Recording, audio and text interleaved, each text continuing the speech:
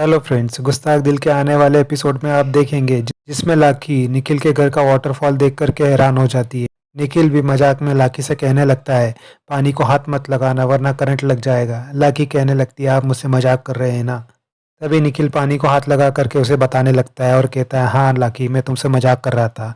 ये देख करके दोनों हंसने लगते हैं और साथ में बातें करने लगते हैं। तभी निखिल लाकी से कहता है, चलो हम ऋषि भैया के कंप्यूटर में गेम खेलेंगे। लाकी पूछने लगती है, क्या ऋषि भैया का खुद का कंप्यूटर है? हमारे गांव में तो इतने सारे लोगों के बीच में एक कंप्यूटर होता था और वो भी बड़ी मुश्किल से मिलता था। निखिल कहता है, यहाँ पर ऐसी कोई भी प्रॉब्लम नहीं है, तुम्हारा जब भी मन करे ना तुम इसमें गेम खेल सकती है। और उसे कंप्यूटर दिखाने लगता है। लाकी भी कंप्यूटर देख करके खुश होने लगती है। उसके बाद लाजो जैस्मीन की बातों को याद कर रही होती है। उसकी बातों को याद करके निखिल से पूछने लगती है, जब आप आगरा आए थे तो वो क्या किसी और का फैसला था या आपने ये खुद डिसीजन लिया था? निखिल उसे बताने लगता है, मेरा आगरा आने का कोई भी फैसला नहीं था, लेकिन जैस्मीन ने मुझे वो आइडिया दिया। उसे ही कुछ काम था तुमसे। ये सुनकर के लाजो भी सोचने लगती है, आखिर जैस्मीन को मुझसे क्या काम हो सकता है। और निखिल से पूछने लगती है, हमसे उसको ऐसा क्या काम था जो उसे आगरा आना पड़ा? निखिल भी गुस्से में लाजो से कहने लगता है, हाँ तुमसे ही तो काम था, उसे कुछ सेलिब्रिटी कोड चाहिए था और उसी ने मुझे सजेस्ट किया था कि इसी बहाने मैं तुम्हें सरप्राइज दे दूंगा, मगर उसे क्या पता था कि मैं खुद सरप्राइज हो जाऊंगा। निखिल की बातें सुनकर के लाजो को सब कुछ याद आने लगता है। उसे जैस्मीन की कही हुई बात भी याद आने लगती है कि जब जैस्मीन ने कहा था कि उसे रिसेप्शनिस्ट ने बताया है कि एक ही कमरे में ठहरे थे। ये सारी बातें याद करके लाजो सोचने लगती है कि कहीं ऐसा तो नहीं ये सब कुछ किया हुआ जैस्मीन का ही।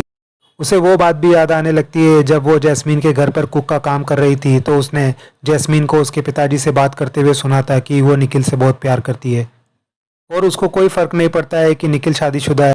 और लाजो सोचने लगती है, इसका मतलब जैस्मीन आगरा निखिल को सिर्फ इसलिए लेकर आई थी ताकि वो हमारे बीच में गलतफहमियां पैदा कर सके। अब तो मुझे यकीन आ गया है कि ये सब कुछ किया हुआ जैस्मीन का ही था और ये सारी प्लानिंग उसी ने ही की थी।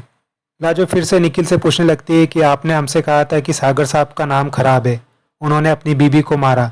ये क्या सब कुछ आपको जैस्मीन ने ही नहीं बताया था? निखिल कहता है, हाँ मुझे ये सब कुछ जैस्मीन ने ही बताया था, मगर जैस्मीन मेरी बहुत अच्छी दोस्त है, इसके अलावा और कुछ भी नहीं। और तुम ये मत भूलो कि जो कुछ भी हुआ है ना वो सब कुछ मेरी आंखों के सामने हुआ है। और मुझे अब बहुत नींद आ रही है, मैं सोने जा रहा हूँ।